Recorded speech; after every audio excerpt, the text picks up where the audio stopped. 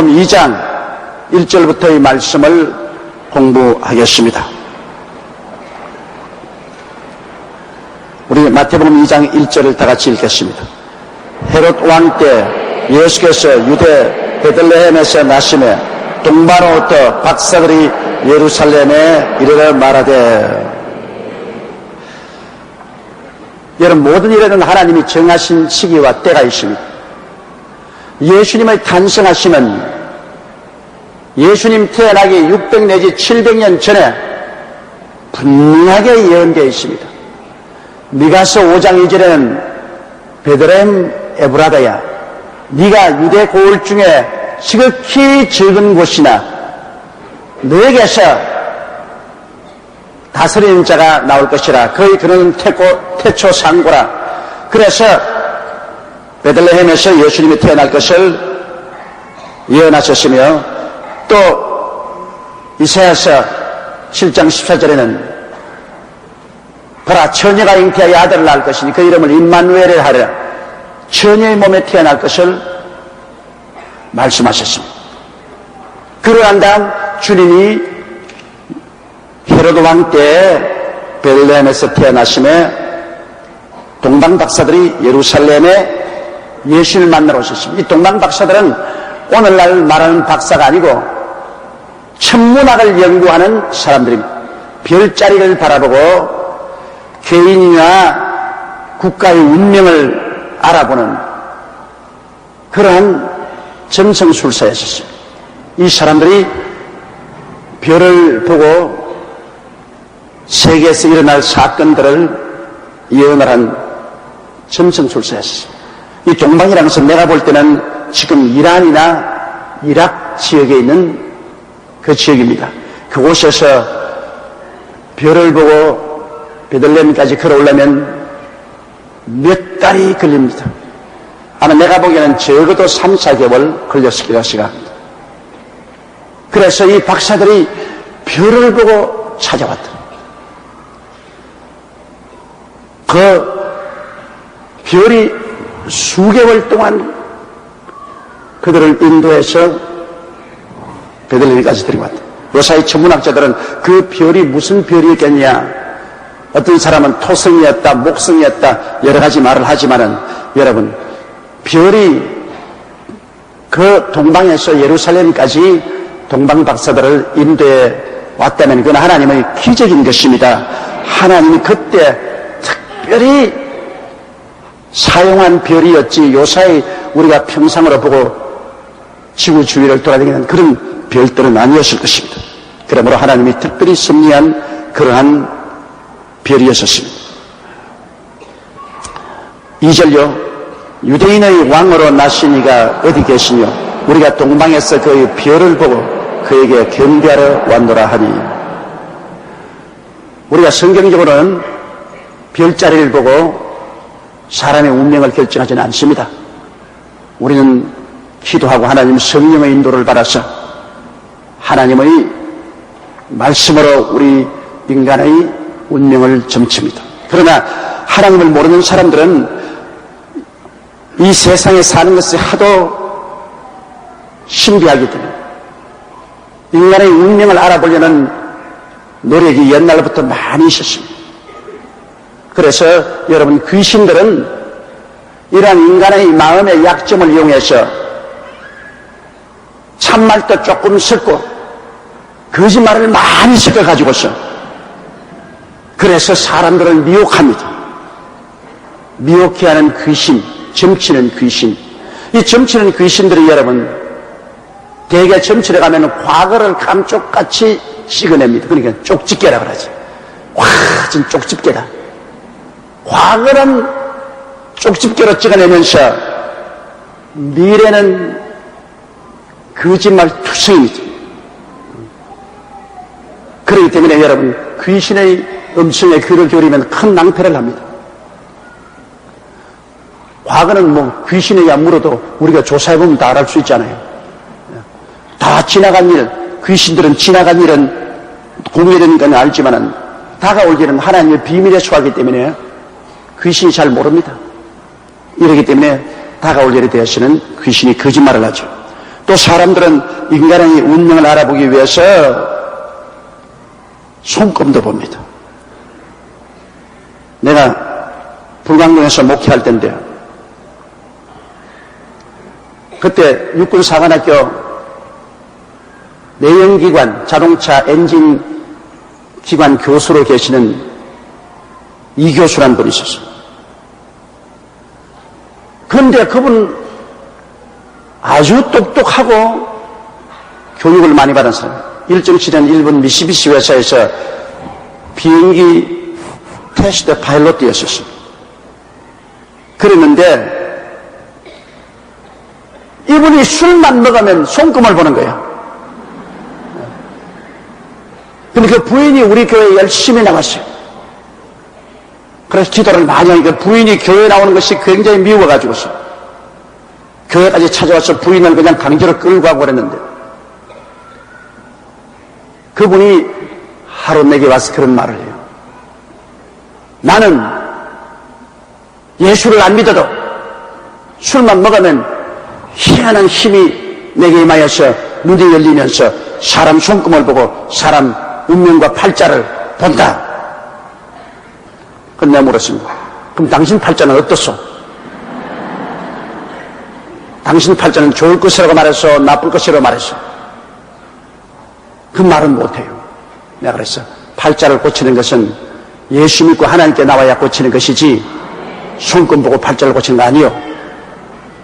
그냥 나를 보고 하는 말이에요. 그럼 예수 믿으면 돈 잘 벌어집니까? 그랬어. 예수 믿고 구원받으면 하나님이 돈벌이도 잘하게 만들어주지 뭐. 안 해줄 리가 있냐? 그러니까 돈 잘 벌겠다고 교회를 나갔어. 나중에는 우리 교회 장로까지 되었다가 세상을 떴습니다. 근데 그분은 희한해요. 술만 먹으면 귀신이 임해가지고서 손금을 보는 거예요. 그래서 손금을 보는 이런 것도 어떠한 통계학적인 것이라고 하지만은 또한 귀신이 임해가지고서 보는 것으로 거짓투성입니다. 이것도 우리가 거기에 미혹돼 말해야 돼요. 또 어떠한 사람은 태어날 생일과 이름 석자를 가지고 풀어서 운명을 봐요. 그런데 그것도 맞을 때도 있고 안 맞을 때도 있어요. 나는 페빌리어스 어려울 때 성령풀이해서 운명을 보는 그곳에 갔어요. 친구들하고. 뭐 귀양 이판 저판 사판이니까는 보자. 나를 30세를 넘기지 못한다 그랬어. 당신은 30살이 되기 전에 이 세상을 뜨겠다. 다이아나 공주보다 더 빨리 가라 그래요.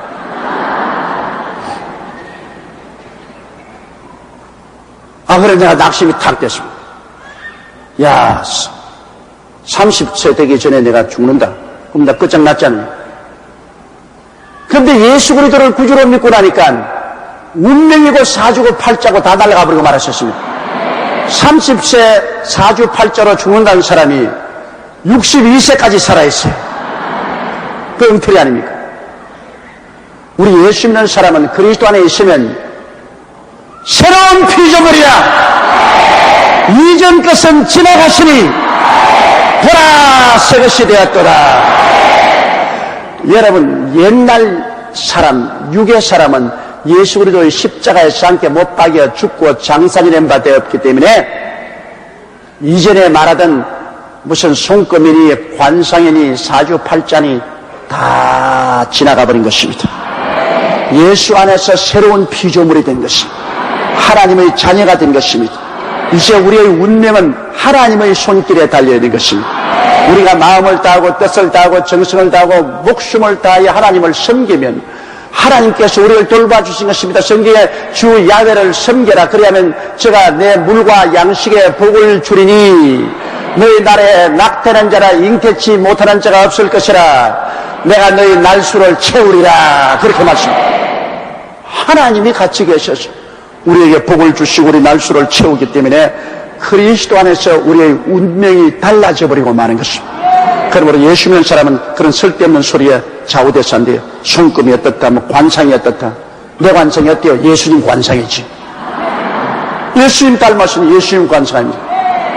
그러므로 그런데 좌우돼서는 안 됩니다. 우리는 오직 예수 믿고 하나님을 섬기고 믿음으로 나갈 것입니다. 할 수 있거든요. 무슨 말이냐? 믿는 자에게는 능치 못하심이 없나니라. 내 믿음대로 될지어다. 그렇게 우리가 믿음으로 나가고 마음이 평안히 가져야지. 괜히 그 쓸데없는 데 돌아다니면서 돈 내버리지 말아요. 사주팔자 온 사람 자기 팔자는 왜 못 봐요? 그래야 추운데 길거리에 쪼그리고 앉아가 본다고 해야 되는. 지 팔자는 빨리 보고 좋게 해방되지. 지 팔자는 개 팔자면서 나무 팔자 봐준다고 야단법승하는 그거 우습잖아요. 눈 뜨고 살아도 힘든데 눈 감은 사람에게 물으러 갑니다. 눈 감은 사람에게. 이런데. 눈 뜨고도 살기 힘든데 눈 감은 사람에게 어떻게 내 앞날을 봐달라고 합니까? 그런 짓 하지 말아야 돼요. 우리는 우리에게 알파와 오메가 되시고 처음과 나중에 되시고 시작과 끝이 되시는 우리 하나님께 우리 일생을 맡겨버려 드리겠습니다. 하나님은 우리 일생을 위해서 다 하나님 책에 기록해 놓았습니다. 시편에 보면 하나님께서는 우리가 태어나서 하루가 되기 전에 이미 우리 일생을 하나님 책에 기록해 놓았다고 말씀하셨습니다. 하나님은 우리 일생을 다 주님께서 최선으로 적어 놓았어요. 그러므로 우리는 하나님께 모든 것을 내어 맡겨버려야 돼요. 그래서 주여 살든지 죽든지 흥하든지 망하든지 성하든지 쇠하든지 주님 뜻대로 따라가겠습니다. 주님을 순종하고 믿고 따라가겠습니다. 나를 책임져 주시옵소서. 야훼는 목자시니 내게 부족함이 없다. 나의 목자이신 야훼가 나를 인수인계받아서 내 일생을 이끌어 주시는 것입니다. 그런데 그 옛날에는 이 이방인들은 별을 보고 사람의 운명을 결정하는 그런 일이 있었습니다. 그래서 동방에서 이 박사들이 별을 보고 있기 때문에 주님께서는 그 사람들을 예수께로 이끌고 와서 하나님의 뜻을 이루기 위해서 그렇게 하신 것입니다. 별을 보고 점을 칠하는 것이 아니라 그 별을 보고서 인간의 운명이 어떤 것을 알려고 하는 사람들에게 주님은 그런 조건을 주신 것입니다. 하나님이 특별히 별을 뜨게 하셔서 그들을 예루살렘까지 이끌어오게 하신 것입니다. 그 왜 이끌어가느냐? 이유가 있어요. 여러분, 그들이 와서 예수님께 절하고 뭘 드렸습니까?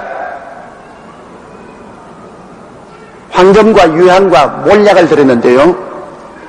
굉장히 값이 나가는 겁니다.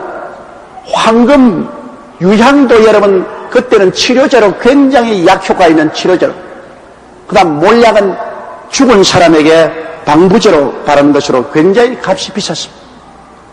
그러므로 이 동방박사들이 가져온 황금과 유향과 몰약은 물론 그 안에 의미도 심정한 의미가 들어있습니다. 황금이란 왕권을 의미하기 때문에 예수님은 만왕의 왕이요 만주의 주라는 것을 의미하고, 유향은 치료하는 약을 말하기 때문에 예수님은 치료자라는 것을 말하고, 몰약은 죽은 자에게 방부제를 말하기 때문에 예수님은 죽었다가 부활하실 것을 말씀하는 것입니다.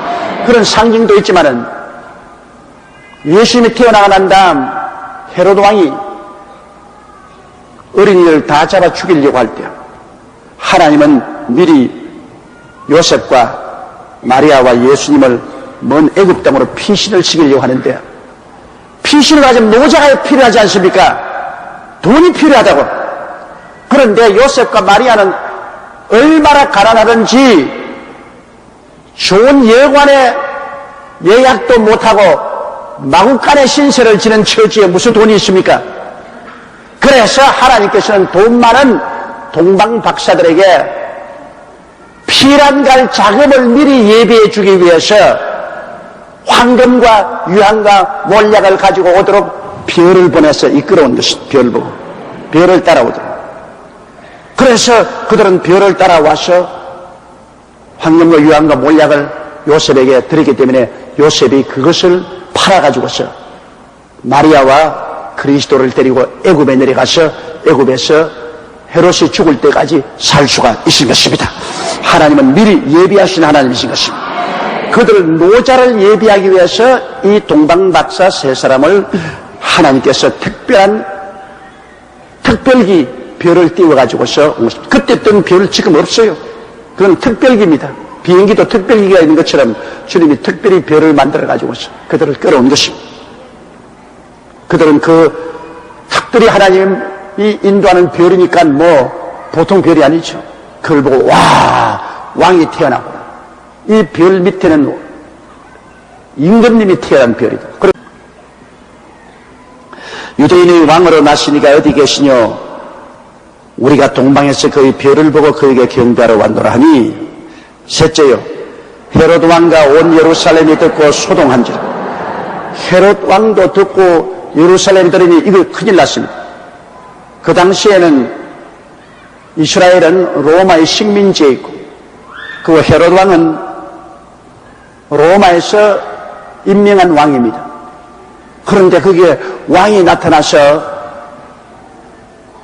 이스라엘을 회복한다면 헤롯 왕은 자기 왕권이 빼앗기고 자기 자손이 왕권이 뺏깁니다. 자기 혈통에서는 그런 왕이 안 태어나는데 자기 혈통 안엔 어떠한 왕이 태어났다고 동방박사가 별을 보고 와서 찾으니 이 유사한 일이 아닙니다. 이게 큰 나라가 송두리째 흔들릴 일입니다. 그래 예루살렘이 소동한 이유는 헤롯 왕과 그 부하들은 다른 왕이 나왔다고 하니까 이건 나라가 망할 징조가 아니냐 소동이고, 유대인들은 들었을 때 유대 나라를 복구할 메시아가 태어난 것이 아니겠는가. 그래서 소동하고 양쪽에서 야단 법석이 일어난 것입니다. 4절요. 왕이 모든 대제사장과 백성의 서기관들을 모아 그리스도가 어디서 나겠느냐 물으니, 그러니까 헤롯 왕이 급해가지고서 이스라엘 백성의 제사장과 서기관들을 모아가지고서 자, 너희 예언자들이 예수님이 어디서 나겠다고 예언했느냐? 그 말해라. 헤롯은 로마 사람이기 때문에 유대인의 예언을 모릅니다. 성경을 몰라요. 그래서 대제사장이나 서기관들은 성경을 뺏기고 성경을 연구하는 분들이기 때문에 그들에게 물어봤었습니다. 5절에요. 가로되 유대 베들레헴이 오니 이는 시자 이렇게 기록된 바. 6절요. 또 유대 땅 베들레헴아 너는 유대 고을 중에 가장 작지 아니하도다. 내게서 한 다스리는 자가 나와서 내 백성 이스라엘의 목자가 되리라 하였습니다. 우리 예수 그리스도의 탄생은 여러분 하루 이틀 전에 우연히 만들어진 것이 아닙니다. 이 미가는 거의 이사야와 동시대에 살은 선지자인데요. 그리스도 태어나기 전에 600여 년 그 시절에 살은 사람입니다. 그가 이미 예언해서 말하기를 유대 땅 베들레헴아 너는 유대 고을 중에서 가장 작지 아니하다. 조그마한 동네지만 실제는 작지 아니하다. 내게서 한 다스리는 자가 나와서 내 백성 이스라엘의 목자가 되리라. 그리고 구약 성경에 보면 그의 근원은 상고태초라고 말했습니다. 상고태초라는 것은 바로 하나님을 말하는 것입니다. 그 근원이 상고태초라.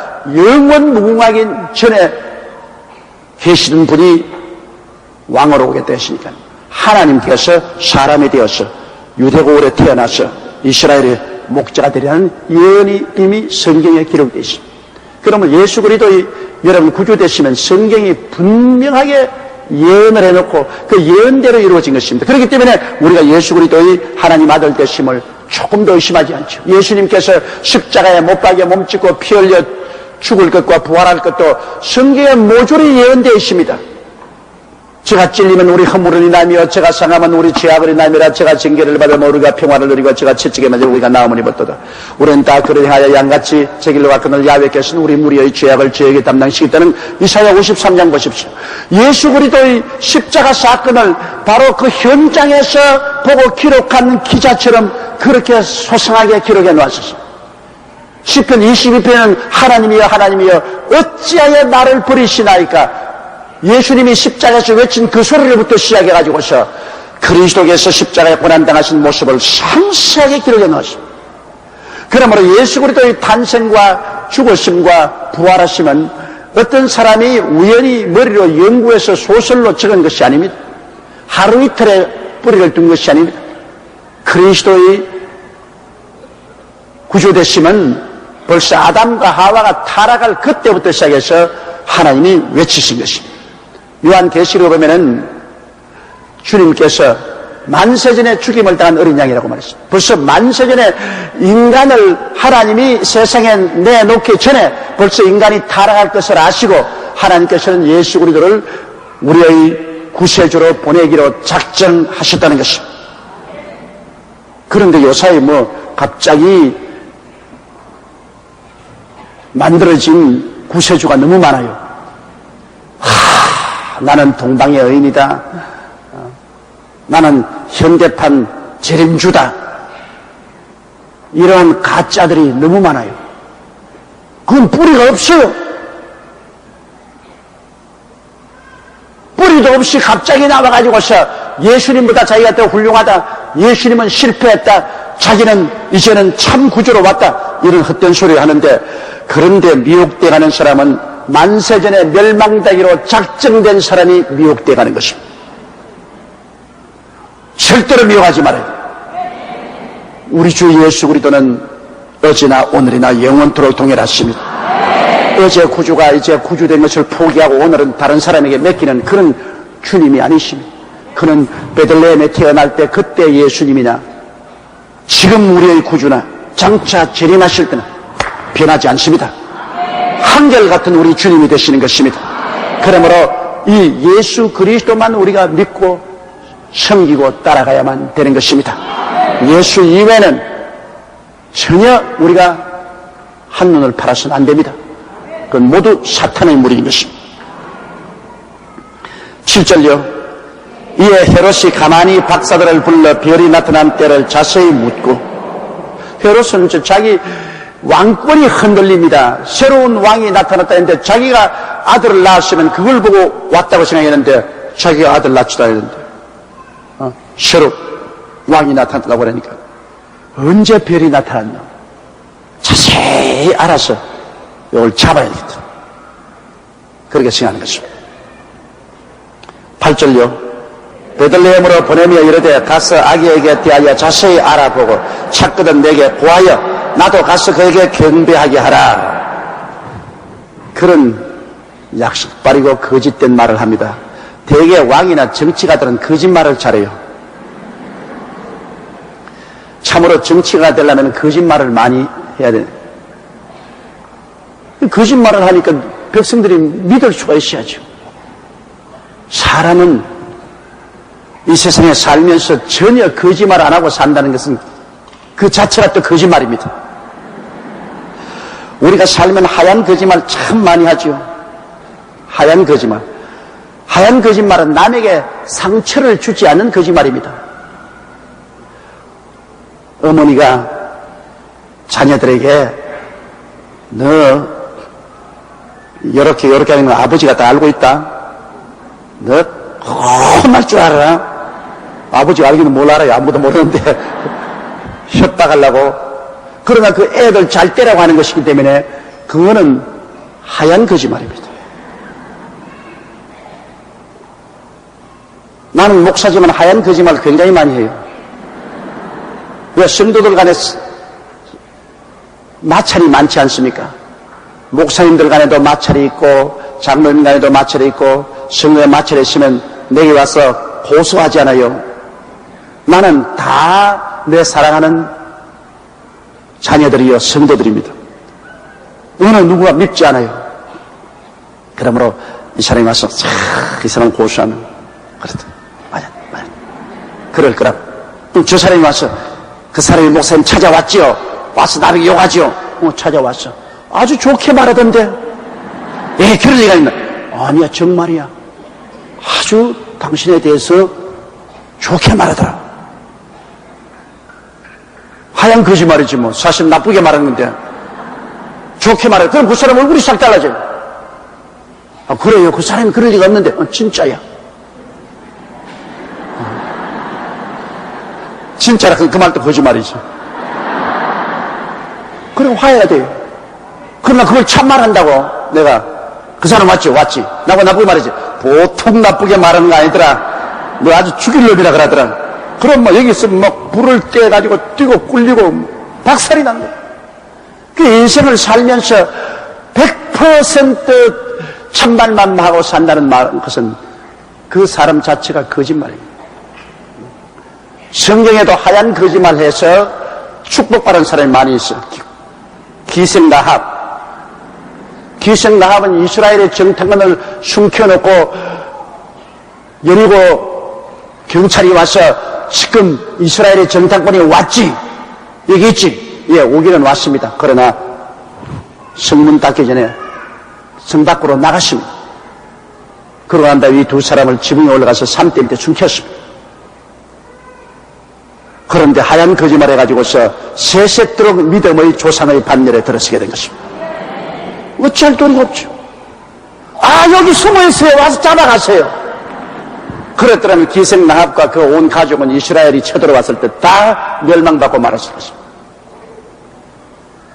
인생을 산다는 것이 진리를 따라 산다는 것 참으로 너무너무나 힘듭니다. 이럭저럭 따져보면 예수 그리스도의 보혈 아니고는 구원받을 사람 한 사람도 없어요. 예수님의 십자가 보혈 은혜 안 하고는 머리칼같이 모든 행동을 따져가 구원받을 사람이 누가 있어요?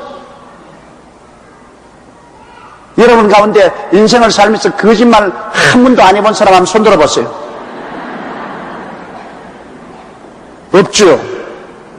여러분은 정상적인 사람들인 것입니다. 내가 대전에서 죄 한 번도 안 지은 사람 손 들으니까 35세 된 남자가 손을 들었는데 그 사람 알고 보니까 미친 사람이라.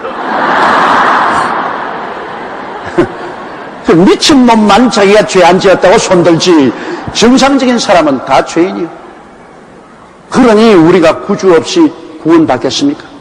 우리 대신 십자가를 짊어지고 몸짓고 피를 흘려 돌아가신 예수님 아니고 구원을 받겠습니까? 거짓말도 나쁜 거짓말은 빨간 거짓말. 그 남을 해치기 위해서 하는 거짓말. 남을 도적질하고 죽이고 멸망시키기 위해서 남을 해치기 위해서 하는 거짓말은 그건 새빨간 거짓말입니다. 이 빨간 거짓말은 이건 나빠요. 이것은 하나님 앞에 큰 범죄입니다. 그런데 이 헤롯 왕이 하는 말은 빨간 거짓말을 했습니다. 네 베들레헴에 가서 자세히 살펴보고 왕이 난 것을 발견하거든 내게 곧장 알려라. 나도 가서 경배하리라. 경배는 무슨 경배? 죽이려고 하는 다음 9절에요. 박사들이 왕의 말을 듣고 갈새 동방에서 보던 그 별이 문득 앞서 인도하여 가다가 악이 있는 곳 위에 머물러 섰는지라. 별도 높은 별이 아니고 나지막한 데 뜬 모양이지. 그러니 베들레헴 짐승의 우리 위에 가서 별이 탁 중재.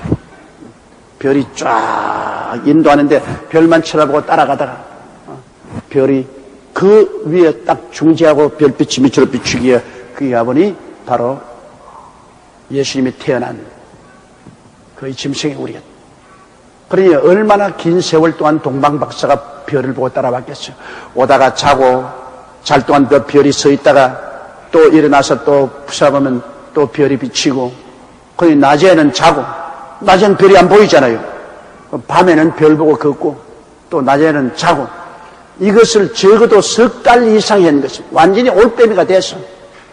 그래서 베들레헴까지 와서 예수 그리스도의 태어난 곳을 찾게 된 것입니다. 하나님이 사람을 인도하실 때 별을 가지고도 사람을 인도하시는데 요사이 하나님께서 성령을 우리 속에 주셨으니 우리가 성령님을 인정하고 환영하고 모시도록 의지하고 성령께 내어 맡기면 성령이 이제는 우리를 인도하여 주시는 것입니다. 이스라엘 백성은 구름기둥과 불기둥이 인도했잖아요. 낮에는 구름기둥과 밤에는 불기둥이 인도했습니다. 동방박사는 별이 인도했습니다. 우리는 이제는 성령이 인도하시는 것입니다. 시대와 사람을 따라서 하나님이 사용하는 방법이 다 다릅니다. 우리는 성령의 인도를 받기 위해서는 어떻게 하느냐? 우리는 기도를 많이 해야 성령의 인도를 받을 수가 있는 것입니다. 성령께서 우리 마음속에 생각의 구름기둥과 불기둥을 띄워주는 것입니다. 우리 생각이 구름기둥처럼 피어오르고 우리의 생각이 불기둥처럼 피어올라서 우리 생각을 통해서 성령이 우리를 인도해 주시는 것입니다. 그러므로 우리가 하나님의 생각을 받아들이기 위해서는 우리가 많이 회개하고 주님께 깨어지고 부르짖어 기도해야 되는 것입니다. 그럴 때 우리 생각 속에 생각의 구름 기둥이 떠오르고 생각의 불 기둥이 떠올라서 우리를 이끌어주는 것입니다. 그러므로 하나님이 시대를 따라서 이끄는 방법이 다 달라요. 우리가 지금 처한 처지가 제일 좋습니다. 우리는 성령이 모든 사람 속에 계셔서 모든 사람이 성령의 인도를 받기를 결심하고 부르짖어 기도하면 반드시 성령이 구름 기둥과 불 기둥 같은 생각을 일으켜서 우리를 이끌어 주시는 것이니까 지금 우리가 인도받는 시대가 제일 좋은 시대인 것입니다.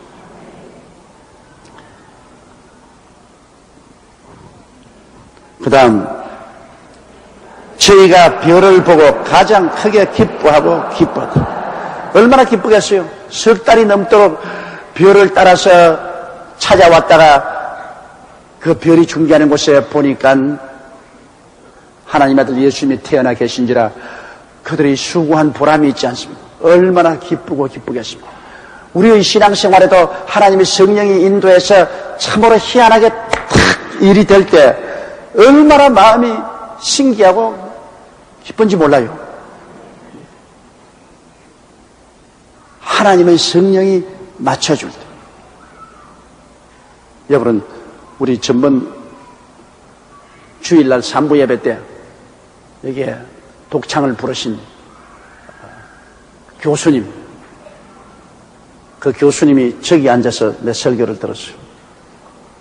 그 내가 설교를 하면서 이렇게 보니까 별로 설교에 재미가 없는 것 같아. 밑을 보고 있고 뭐 손을 만지고 있고 뭐 이러고 있어요.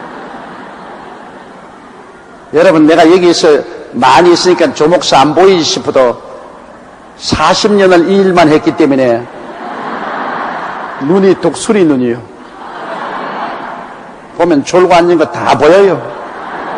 보여도 여보 피곤해서 자겠느냐? 아버지 품에 와서 자니 내버려 둬라. 그럼 안 깨우지. 안 깨웠다고 해서 이런 거 목사가 못 봤지 싶어도 다 봤다고. 그래서 내가 설교하면서 이렇게 보니까 혼자 장난치고 있더라고. 그래서 뭐 노래하시는 교수님이니까 무슨 신앙이 별로 있겠나 그래서 그 다음에 병자 위한 기도하는데요, 하나님께서 내게 탁 보여주시는 것이 여러분, 제가 병자 발표하지 않습니까? 그게 마음속에 성령의 구름 기둥과 불 기둥처럼 이렇게 올라옵니다. 안 올라오면 못하죠. 그런데 확 이렇게 계시가 마음속에 생각을 통해서 올라오는데 오늘 무좀을 고치겠다. 그런데 오늘 무좀은 특별 무좀이다. 손톱하고 발톱에 드는 무좀이다. 나는 손톱과 발톱에 무좀 드는 거 본 적도 없어요. 그런 거 들은 적도 없어. 그래서 그날 내가 그 이야기 했거든. 오늘 손톱과 발톱에 무좀 든 사람 보지. 이 사람이 막 와닥 한 거야. 내내 이렇게 장난치고 있다가. 왜냐? 완전히 손톱과 발톱에 무좀이 들어있어요. 손톱과 발톱이 막 완전히 막 무좀이 들어서 영set 하얗게 되어 있어요. 그라, 어떻게 아나? 와, 하나님이 내가 손톱과 발톱에 무좀 있는 거 어떻게 아나? 그래가 정신이 빠져드는 거예요. 그래, 그 다음 내 사무실에 와서, 와, 겁이 난다. 뭐 전율이 온다. 와, 하나님이 내 속을 다 들여다보고 이런 것 같다고. 들여다보고 있지, 안 들여다보고 있어요. 하나님이 손톱과 발톱에 무좀 든 것 알았다고 해서 그것 때문에 기겁을 하고, 와, 오늘 은혜를 굉장히 받았다 그럽니다.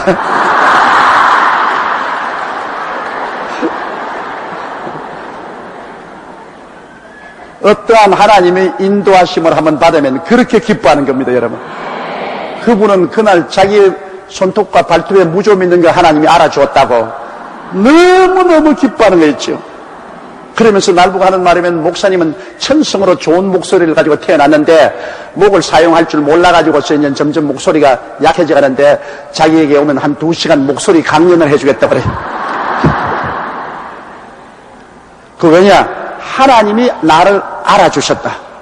하나님이 나를 이렇게 인도해 주셨다. 그것이 마음에 큰 기쁨을 갖다 주는 것입니다. 물론 그분이야 무좀이 나았죠. 하나님의 기적과 능력으로. 그런데 그 하나님이 알아준다는 것이 얼마나 좋습니까? 여러분께서 하나님이 인도하시는 신기한 꿈을 꾸고 그 꿈대로 탁 맞아떨어지면 와, 하나님이 살아계시구나, 하나님이 나와 같이 계시구나, 아주 굉장히 감격적이잖아요.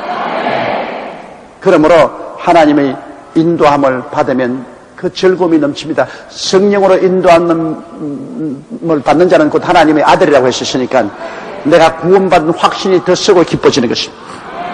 이 사람들은 별을 보고 하나님의 인도를 받은 것을 알고 가장 크게 기뻐하고 기뻐했었습니다. 11절요.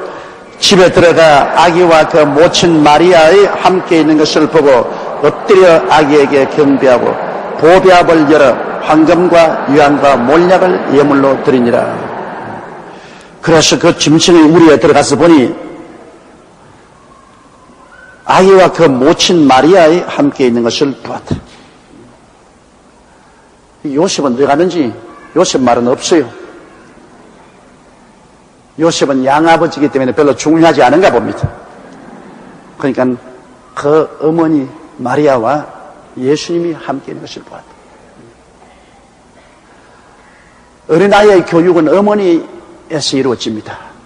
그렇기 때문에 유대인은 아버지가 유대인이고 어머니가 이방인이면 그 자손 유대인이 아닙니다. 그러나 아버지가 이방인이라도 어머니가 유대인이면 그 자녀는 유대인으로 시민권을 오늘날도 주는 것입니다. 어린아이의 형성은 어머니에게 절대적으로依존되는 것은, 왜냐하면 어머니 젖꼭지 물고 말을 배우니까. 어머니가 서울말씨를 쓰면 젖꼭지 물고 어린아이가 서울말을 하고, 어머니가 경상도 사투리를 하면 젖꼭지 물고 배울 때 경상도 사투리를 합니다. 난 너무너무 놀랐어요. 내 매제가 그렇습니다. 내 여동생이 경상도 사람 아닙니까? 내가 경상도 사람인데 내 동생도 경상도 사람이죠.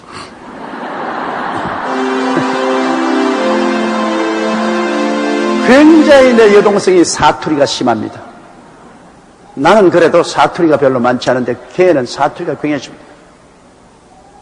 근데 그 남편인 김은태 장로님, 지금 호주로 이민 갔지만 김은태 장로님은 황해도 사람입니다. 그 사람은 황해도 사람인데 서울 표준말을 써요. 근데 그 집에 어린아이들이 어릴 때 내가 집에 가면은 왜 아저씨에 오십니까? 그러면 서울에 살면서 완전히 경상도 사투리를 써요. 근데 가면 이 서울에 살면서 이게 뭐야? 전부 경상도 사투리를 쓴. 그런데 집에서 늘 엄마하고 같이 있으니까 엄마를 닮아가지고서 완전히 경상도 사투리 액센트를 쓰는 겁니다. 그럼 이제 컸으니까 학교 가서 이제 서울말 배웠죠. 완전히 엄마의 영향력을 받았죠. 그리고 또 마누라가 경상도 사투리 쓰면 남편이 또 많이 경상도 사투리 따라한다. 마누라가 많이. SBS에 신바람 쨍쨍 그런데 거기 나오는 미국 사람이 한 사람이 있어요. 경상도 사투리를 얼마나 하는지 말도 못해 미국 사람인데. 최근에 한국인으로 귀화했다 하는데 국제 변호사인데. 또 미국 사람이 안 그런 게 그렇지. 저보다 경상도 말을 더 잘해요. 저는 경상도 말 거의 다 잊어버렸어요. 그런데 그 부인이 경상도 여자예요. 그러니까 그 부인에게서 경상도 말을 배워가지고서 서울에 있으면서 완전히 경상도 사투리인데 미국 사람이 경상도 사투리 그렇게 잘하는 사람 처음 봤어 내가. 그러니까 어찌하든지 남자는 여자의 품 안에서 변화를 받습니다. 어머니 품에서 변화를 받고 아내의 품에서 변화를 받고. 그러니 여자가 보통 힘센 것 아니야. 정말로 여성이 인류의 역사를 만들어가는 것입니다. 여성이 인류 문화를 만들어가요. 애굽에 백화점 백만장자가 그것도 다이아나 따라가다가 같이 안 죽었습니까? 다이아나만 안 따라다녔으면 안 죽었을 것인데. 정말로 나라가 잘 되려면 여성이 잘 돼야 돼. 나라가 부강하려도 여성이 올바르게 쓰면 부강이 돼. 그러나 여성이 호화사치 낭비하고 방탕하면 그만 다 망해버려. 가정도 망하고 남자도 다 망해.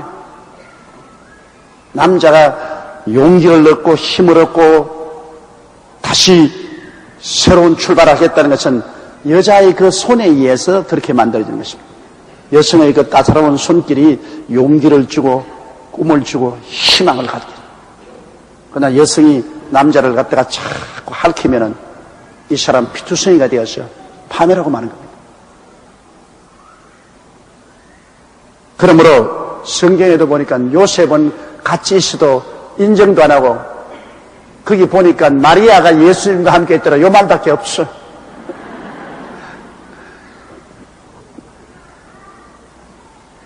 자, 그래서 이 사람들이 엎드려서 아기에게 경배하고 그 아기가 왕으로 태어난 것이기 때문에 경배하고 보배합을 열어서 황금과 유약과 몰약을 예물로 드리니라. 이것은 굉장히 상징적이면서도 하나님이 이 동방박사를 통해서 예물을 준비해 준 것입니다. 왜? 유대인들은 절대로 예수님에게 와서 황금과 유황과 몰약을 줄 택이 없어요. 무슨 이유로 주겠습니까? 짐승의 우리에서 태어난 어린 아기에게. 그리고 그가 메시아인 줄 알면 죽일 것이니까.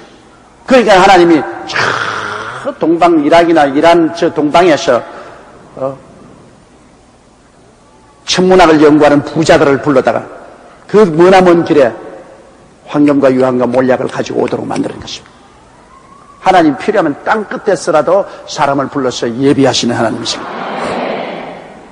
그리고 예수님께 드리는 이 선물이 예수님의 생애를 명확하게 보여주는, 황금은 모든 금속 중에 제일 아닙니까? 왕을, 황금띠, 황금모자 등 왕이 있습니다. 예수님 황금은 왕을 의미하고 유향은 치료를 의미하는 것입니다. 옛날에는 병들었을 때 유향을 발라서 치료를 했습니다.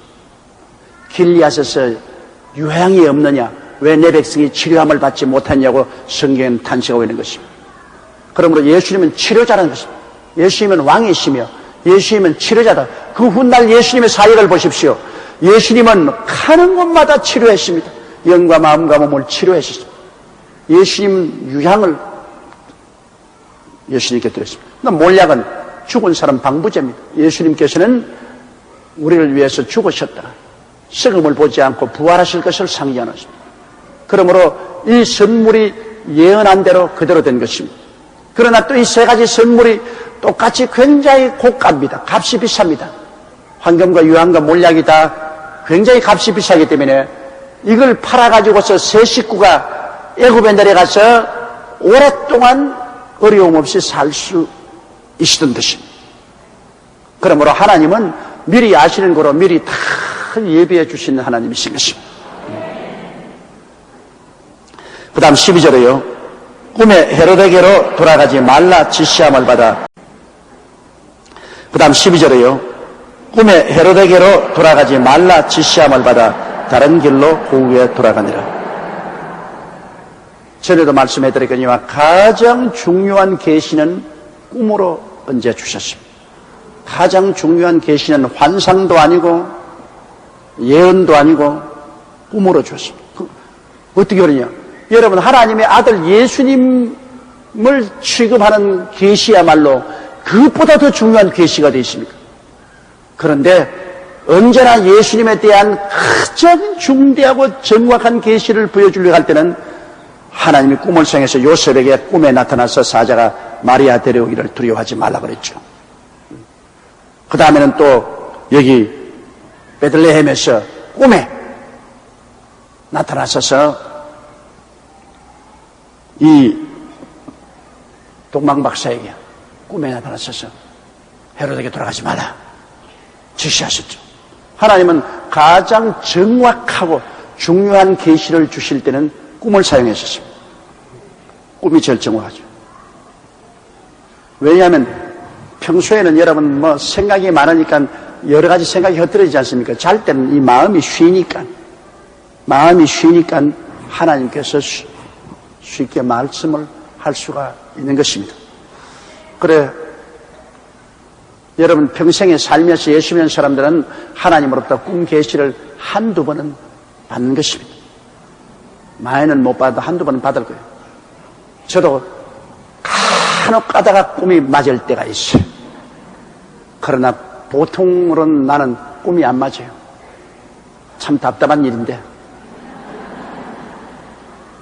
이 여의도 순복음교회 조영기 목사에게 하나님이 꿈으로 착착 보여주시면 얼마나 좋겠어요.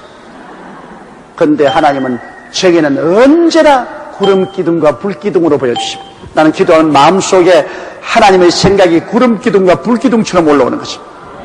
그 하나님이 원해서 그렇게 하는 건 어떻게 하십니까? 병자에 위한 기도하고도 있으면 마음속에서 이렇게 올라와요. 와, 구름 기둥같이. 이 마음속에 암이 나았다, 귀머거리가 나았다, 오늘은 쩔름바리가 나았다, 이렇게 분수가 올라오듯이 구름 기둥과 불 기둥 같은 생각이 올라오는. 근데 안 하려고 그러죠. 어떤 때는 안 하려고 하면 마음이 괴로워 견딜 수가 없어요. 마음이 고통스러워요. 이게 하나님이 생각을 막 올려주는데 이걸 내가 눌러버리면 마음이 막 고통스러워요. 그러니까 할 수 없이 해야죠. 그 하나님은 제게는 그런 구름 기둥과 불 기둥 같은 생각을 일으켜서 인도를 해주시는데, 다른 사람들은 자고만 나면 꿈을 꾸어. 자고만 나면 하나님이 이렇게 하고 저렇게 하시더라고요. 그거 보면 어떤 부러운 생각이 많이 나요. 또 어떤 사람은 예언도 나오고 방언 통역도 나오고. 그러나 그 모든 것은 성령님이 정하는 것입니다. 내가 원한다고 해서 내가 마음대로 해주는 거 아니에요. 하나님의 성령께서 어떠한 사람에게는 지혜의 말씀, 또 다른 사람은 지식의 말씀, 영문별의 연사를, 방언 통역, 예언을, 기적, 치료, 그리고 믿음의 연사를 주는 것은 성령이 각각 우리에게 은사를 나누어 주시는 것입니다. 그래서 꿈에 헤로데게로 돌아가지 말라 지시하심을 받았기 때문에 그들은 예루살렘으로 돌아가서 헤롯 만나지 아니하고 다른 길로 고향으로 돌아가 버리고 말았었습니다. 잘 순종했습니다. 이 사람들은 별을 보고 인생의 가는 길을 알려고 하는 사람들이기 때문에 초월적인 힘이 있는 것을 인정하는 사람들입니다. 그러므로 하나님의 지시가 오니까 순종을 했죠. 13절요. 저희가 떠난 후에 주의 사자가 요셉에게 현몽하여 가로되 헤롯이 아기를 찾아 죽이려 하니 일어나 아기와 그의 모친을 데리고 애국으로 피하여 내가 네게 이르기까지 거기 있으라 하시니. 자, 여기에 또 꿈에 동방박사 떠나고 난 다음에 요셉에게 꿈에 주의 사자가 또 나타났습니다. 보십시오. 또 꿈 아닙니까? 그러므로 여러분, 하나님이 주시는 꿈은 여러분이 받을 때 정확하고 분명하고 깨어나서도 잊어버리지 않습니다. 일주일이고 2주일이고 잊어버리지 않습니다. 몇 달이 지나도 잊어버리지 않습니다. 하나님의 꿈은 아주 현동합니다. 그러나 그냥 밥 많이 먹고 막 지쳐가지고서 피곤해서 막 꾸는 꿈, 이런 꿈은 자고 나면 다 잊어버려요. 하루가 지나기 전에 다 잊어버려요. 아침에 조금 이런 꿈을 꾸었다 생각하지만은 지나가면 다 잊어버려요. 그거는 개꿈이기 때문에 그래요. 그러나 하나님이 주시는 꿈은 세월이 아무리 흘러가도 잊어버리지 않습니다. 분명하게 하나님이 메시지를 주시기 때문인 것입니다. 요셉에게 하나님께서는 꿈을 통해서 헤롯이 아기를 찾아 죽이려고 하니 일어나서 아기와 그의 모친을 데리고 애굽으로 피하여 내려가라. 그리고 내가 지시할 때까지 그곳에 있으라. 나는 가끔 이런 생각합니다. 왜 하나님이 헤롯이 아기를 죽이도록 내버려 두었느냐? 하나님이 전지전능 무소부지하신 능력으로 헤롯이 아기를 죽이려고 할 때 하나님이 막 달라들어서 헤롯을 박살을 내버리면 좋겠는데 왜 오히려 헤롯을 그렇게 하도록 내버려 놓고 피란을 시켰는가? 그런 여러 가지 마음속에 질문이 생겨납니다. 그래도 별 볼 일 없는 것은 하나님이 원해서 그렇게 한 건 우리가 무슨 말합니까? 절대 주권자가 그렇게 하시기로 작정을 하셨는데 뭐 우리가 왜 이랬습니까? 왜 저랬습니까? 그런 질문을 못해요. 하나님은 절대 주권자이기 때문에 우리의 질문을 받지 않아요. 하나님은 당신이 가장 선하다고 생각하시는 대로 결정해서 집행하는 것입니다. 그러므로 우리는 아버지의 뜻대로만 따라갈 따름인 것입니다. 아버지 뜻만 감사하고 따라가는 것이 우리에게 최선의 것입니다. 14절요. 요셉이 일어나서 밤에 아기와 그 모친을 데리고 애굽으로 떠나. 헤롯이 죽기까지 거기 있었으니 이는 주께서 선지자로 말씀하신 바 애굽에서 내 아들을 불렀다 함을 이루려 하심이더라. 그래서 요셉이 밤에 일어나서 급하게 그 아내와 아기를 말에 태워가지고서 데리고 애굽으로 내려가셨습니다. 그러고 난 다음에 헤롯 왕이 죽기까지 애굽에 살았습니다. 요셉이 갑자기 외국에 가서 무슨 일로 가족들을 돌봅니까? 황금과 유황과 몰약으로 하나님이 이미 예비해 주었기 때문에 그걸 팔아가지고서 넉넉하게 그 중에서 살아갈 수가 있었던 것입니다. 그런데 바로 예수님께서 애굽에 갔다 올라올 예언이 성경 말씀에 예언되어 있다는 것입니다. 그것이 다시 무슨 말이냐면 애굽에서 내 아들을 불렀다. 이것은 이중적인 예언입니다. 여러분, 이스라엘 백성 전체를 애굽 하나님의 아들로 생각해서 이스라엘 백성이 애굽에 내려가서 430년 동안 종살이 하다가 그 다음에는 애굽에서 하나님이 불러낼 것을 예언하실 때 애굽에서 내 아들을 불렀다. 그렇게 말씀했는데 또 그것이 어디에 적용되느냐? 하나님의 아들 예수 그리스도께서 애굽으로 내려갔다가 애굽에서 또 하나님 부르심을 받고 나사렛 땅으로 올라온 것도 그 예언에 포함되는 것입니다. 그 예언이 한 가지 사건만 예언되는 것이 아닙니다. 한 예언이 여러 가지 사건이 함께 포함될 수가 있는 것입니다. 그리고 이 마태는 유대인들을 위해서 이 성경을 기록하기 때문에 꼭 예언을 인용을 합니다. 유대인들은 구약 성경에 있는 것이 이루어진 것만 믿지 구약 성경에 있는 것이 이루어지지 않은 것은 안 믿으려고 합니다. 그렇기 때문에 마태는 꼭 구약 성경에 있는 사실을 인용해 가지고서 유대인들을 설득시키려고 그렇게 하고 있는 사실을 볼 수 있는 것입니다. 그 다음 16절요. 이에 헤롯이 박사들에게 속은 줄을 알고 심히 노하여 사람을 보내어 베들레헴과 그 모든 지경 안에 있는 산의 아이를 박사들에게 자세히 알아본 그때를 표준하여 2살부터 그 아래로 다 죽이니. 자, 기가 막힙니다.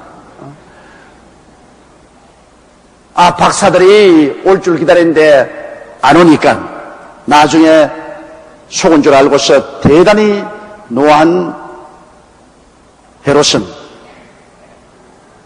왕으로 태어난 남자아이를 꼭 죽여야 되겠다. 그러나 그 사람이 누군지 모르기 때문에 베들레헴과 그 인근에 2살배기 이하는 다 잡아 죽였다. 참 무자비한. 그러니까 이 세상에서 여러분 정말로 하나님의 구원을 받지 못한 사람들은 그 생명이 별로 귀중치 않아. 이스라엘 백성이 애굽에서 나올 때 보십시오.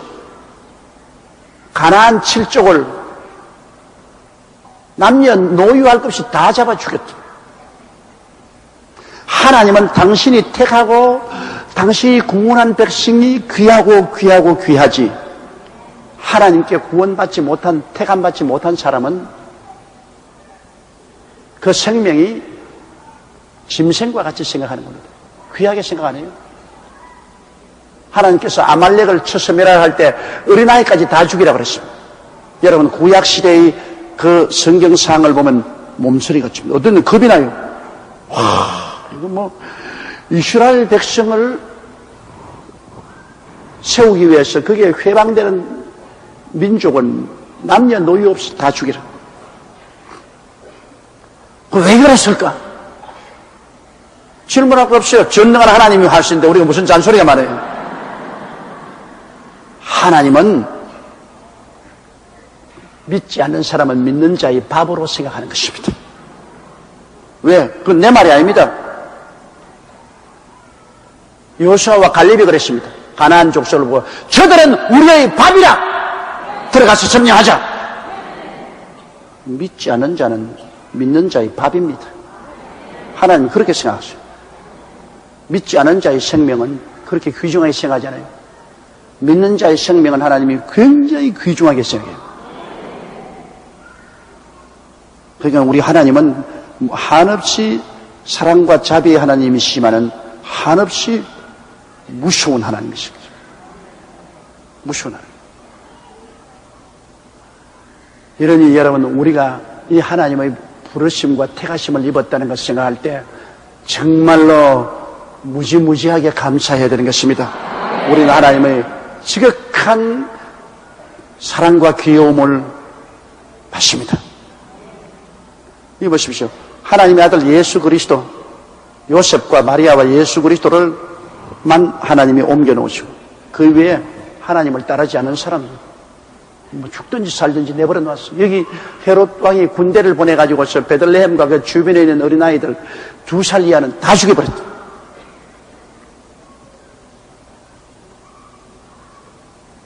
그러므로 우리가 하나님의 사랑과 자비를 말할 때 하나님은 하나님을 믿고 순종하는 사람에게 사랑과 자비를 한없이 베푸지, 하나님을 불순종하고 하나님을 거역하는 사람에게도 끝없이 사랑과 자비를 베푼다고 생각은 할 수가 없습니다.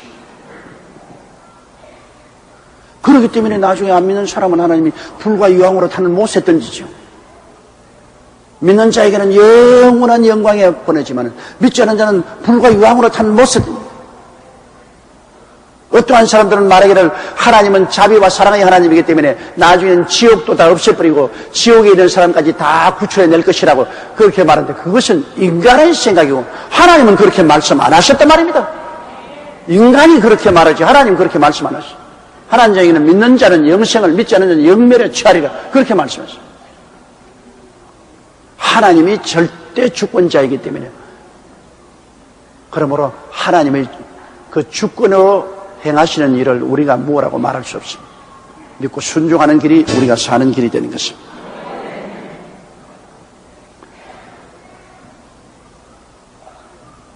그 다음 17절요. 이에 선지자 에레미야로 말씀하신 라마에서 슬퍼하고 크게 통곡하는 소리가 들리니 라헬이 그 자식을 위하여 애곡하는 것이다. 그가 자식이 없으므로 위로받기를 거절하였다 함이 이루어지느니라. 여러분, 이 말도 에레미야서 31장 15절에 예언된 말씀인데, 이것도 2가지 의미로 예언된 것입니다. 라헬이라는 것은 야곱의 아내요, 바로 이스라엘의 어머니 아닙니까? 그런데 이것은 이스라엘이 포로로 잡혀갈 것을 제1차로 예언된 것입니다. 이스라엘이 망하고 북이스라엘, 남유다가 망해서 하나는 아수르로, 하나는 바벨론으로 다 포로로 잡혀. 그래서 이스라엘의 어머니 된 라헬이 통곡을 할 것이라는 것을 예언한 것입니다. 이스라엘이 포로로 잡혀갈 것을 예언했는데, 이 이중적인 예언의 적용입니다. 마태는 유대민족들이 예언을 인용 안 하면 절대로 안 믿을 것이기 때문에, 그러므로 이 이스라엘이 포로로 잡혀가서 자손이 다 없어지므로 라헬이 통곡하고 탄식할 것이라는 것을, 또한 이 어린아이들이 2살 이하로 베들레헴 주에서 다 죽을 것이기 때문에 자식을 잃고 탄식할 것을 그 성경 문제를 인용한 것입니다. 19절요. 헤롯이 죽은 후에 주의 사자가 애굽에서 요셉에게 현몽하여 가로되, 그렇게 남을 죽인 헤롯이 자기 천년만년 살 것으로 생각하지만은 자기도 죽었어. 여러분, 구약성에 보면 태어났다가 죽고 태어났다가 죽고 태어났다가 죽은 것 쭉 이러지 않습니까? 우리도 태어났지요. 한번 생각해 보세요. 여러분, 얼마 전에 여러분도 관속에 들어갈 것입니다. 지금 이렇게 앉아서 있는 여러분이 얼마 전에 관속에 들어갔어요. 난 오늘 이 장로님 어머님 서대문 때부터 참으로 열심히 있는 우리 구역장이 했었습니다. 정말 열심히 있는 구역장이고 훌륭한 성도였었습니다. 그 저를 굉장히 사랑해 주셨습니다. 그 우리 이 장로님 어머님이 지금 눈에 환해요. 그 모습과 그 웃는 것과 그 내게 신앙 상담하고 나와 함께 기도하고 하는 것 눈에 환한데, 내가 오늘 여기 올라오면서 물었습니다. 장로님 어머니 어떻게 됐습니까? 5년 전에 천당 갔다. 나는 5년 전에 천당 갔다. 그때 보고를 들었겠지만 다 잊어버렸어. 그런데 내 눈에는 지금 참참해요. 그러나 사람은 그렇게 왔다가 가는 겁니다. 이제 어느 날 여러분께서 이 자리에 모일 때는 조영기 목사가 관 속에 들어있어서 여기 누워있는데 여러분 날 빠이빠이 하기 위해서 모일 날이 또 올 것입니다.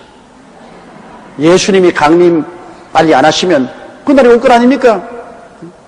여기 계신 여러분 대다수가 저보다 나이가 젊으니까 그날에 와서 며칠 후 조 목사 요단강 건너가 만나죠. 별도리 없습니다. 그날이 옵니다. 신속히 인생은 지나갑니다. 이러므로 이 세상에 안 죽을 사람이 누가 있습니까? 누가 큰 소리 합니까, 여러분? 누가 감히 하나님을 향하여 내 주먹을 믿어라, 하나님이 어디 계시냐, 그런 금방진 소리 하느냐는 것입니다. 왜냐? 이 육신의 장막집 죽으면 즉시로 하나님 앞에 심판받아야 될 것이다. 우리 모두가 다 하나님 심판대 앞에 서야 되는데 누가 큰 소리 해요? 큰 소리 할 건 하나도 없죠. 그러므로 그 교만을 버리고 겸손함을 깨뜨려서 하나님의 자비와 사랑인 예수 그리스도를 믿고 하나님을 섬기는 것이 제일 현명한 일인 것입니다. 헤롯이 그 권세를 행하고 그 많은 어린아이를 죽었지만은 지금은 지옥불에서 벌벌 기고 있어요.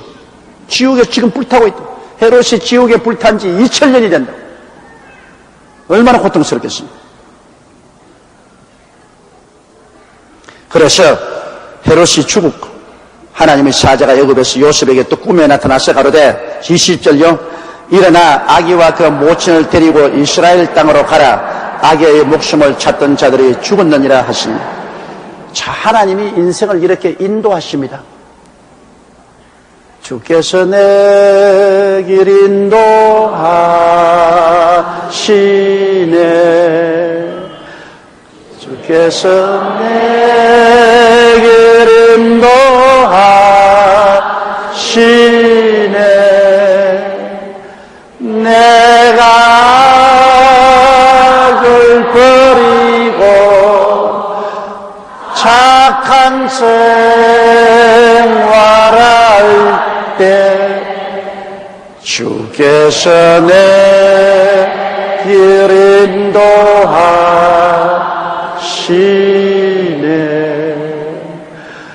여러분, 주님께서는 이처럼 우리의 앞날을 인도하기를 원하시는 것입니다. 성경은 하나님의 성령으로 인도함을 받는 그들은 곧 하나님의 아들이라고 말씀한 것입니다. 이것은 우리가 하나님의 아들이 되면 하나님이 성령으로 인도하기를 원하시는 것입니다. 우리가 하나님이 인도할 것을 믿고 그 인도를 간절히 바라고 기도하면 주님께서 모든 일에 우리를 인도하여 주시는 것입니다. 여기에 보십시오. 하나님께서 요셉과 마리아를 예수님을 품에 품고 계시니까 그들이 애굽에 내려가고 또 올라올 것을 다 인도했지 않습니까? 여러분도 예수님을 품고 계시면 주님이 인도하시는 것입니다. 여러분이 귀해서 그런 것이 아니라 여러분이 마음속에 품고 계시는 예수님이 귀하기 때문에 여러분을 인도하시는 것입니다. 안 믿는 사람 인도할 것이라는 약속은 없습니다. 예수님을 품고 있으니까 그리스도의 영광을 위해서 하나님이 여러분을 인도하여 주시는 것입니다. 21절에요. 요셉이 일어나 아기와 그 모친을 데리고 이스라엘 땅으로 들어오니라. 하나님이 성령이 인도하시면 두려울 것 없죠. 그러니 안심하고 이스라엘 땅으로 돌아올 수가 있습니다. 여러분, 그때야 오늘같이 라디오도 없고 텔레비도 없고 신문이 없으니까 헤롯이 죽었는지 안 죽었는지 알 택이 없죠. 그러나 꿈에 천사가 나타나서 그 정보를 다 제공해 주므로 마음이 안심을 하고 예루살렘으로 돌아올 수 있습니다. 그러므로 우리가 알지 못하는 정보를 하나님은 다 알고 계시기 때문에 우리가 하나님께 기도하면 하나님이 그 정보를 우리에게 허락하여 주시는 것입니다. 우리를 인도해 주시는 것입니다. 22절요.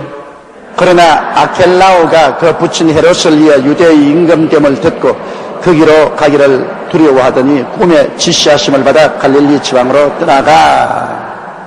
자, 그래서 요셉은 그 아들이 또 대신해서 왕이 되었기 때문에 아버지의 뒤를 이어서 악한 일을 할 줄 몰라서 두려워하니까 또 꿈에 나타났어. 꿈에 나타나서 하나님 성령이 갈릴리로 가라. 유대 땅으로 가지 말고 갈릴리로 가라. 그렇게 지시를 해 주시겠어요. 그 하나님이 얼마나 자상스럽고 상세합니까? 우리의 일거수와 앉는 것을 다 우리의 머리털까지도 다 해심받은 하나님입니다. 우리가 하나님께 의지하면 하나님이 우리를 인도하시. 내 길을 야훼께 맡겨버리라. 그리하면 제가 지도하시라고 말씀하시는 것입니다.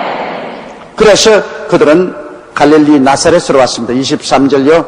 나사렛이란 동네에 와서 사니 이는 선지자로 하신 말씀에 나사렛 사람이라 칭하리라 하심을 이루려 하심이라.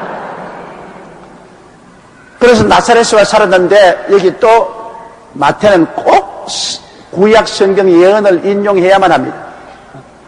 인용해야만 한다. 그래야 유대인들이 믿을 것이기 때문에. 그래서 이사야서 11장 1절에 있는 말씀을 인용해서 태어날 메시아는 나사렛 사람이라 칭함을 이루려 하시며 했습니다. 여러분, 이 나사렛 즉 나사렛 사람이라는 것은 구약시대에 바로 삼손같이 머리에 삭도를 대지 않은 사람을 나실린이라고 말했습니다. 즉 나사렛인, 나실린. 그런데 태어날 때부터 시작해서 머리에 삭도를 안 대면 머리가 한없이 길어져요. 그래서 그 나실린은 포도주와 독주를 마시지 아니하고 온전히 주님께 헌신한 그러한 것을 표시하는 것이 바로 나실린입니다. 예수님은 나실린이었습니다. 예수님은 머리에 삭도를 대지 않고 예수님 머리 보십시오. 예수님 머리가 길지 않았었습니다. 예수님은 일생을 온전히 하나님께 바친 나실린으로 살았습니다. 그것을 예언을